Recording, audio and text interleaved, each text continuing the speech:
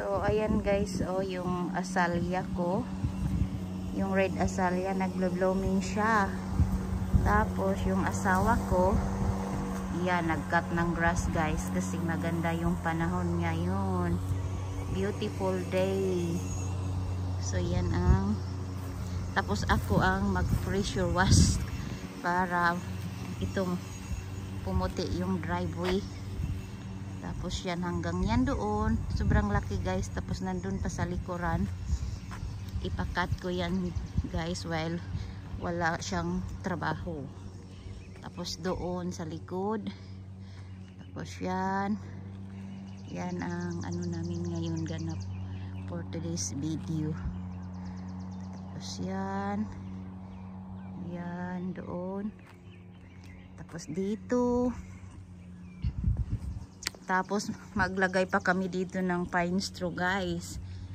Ayan, daming ano gagawin. Yan siya. So yan. Sobrang init. Tapos dito pa oh, ang sobrang dumi guys. Yan. Magbili pa ako ng pine straw. Lagyan namin ng pine straw dyan. Tapos dito, yan. Dito pa yan sa amin yan. Yan yung ikat ng asawa ko. Tapos yan. Tapos need mag-eager pa. Mag-eager pa ako guys. Tulungan ko pa siya. Yan, nag-bloom na sila. Nag-start na ng bloom. Ayan siya. Daming gagawin. So, ayan guys.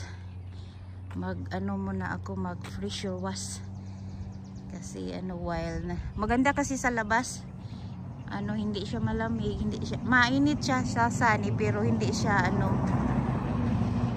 mga 51 degrees lang yata ngayon. Kaya maganda sa labas mag-ano guys, mag-garden, mag-yardy. So ayan siya.